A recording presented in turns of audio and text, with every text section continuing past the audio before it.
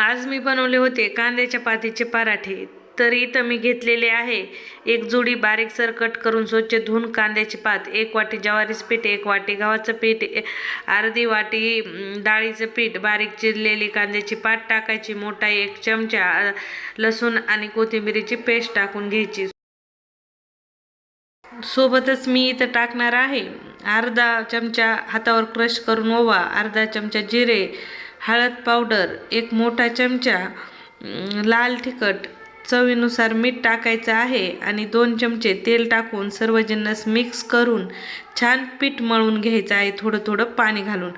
तर मळलेल्या पिठाचे नॉर्मल जसे पराठे बनवून घेतो तसे पराठे बनवायचे आणि मस्त तुपात छान खरपूस लाल रंगावर भाजून घ्यायचे.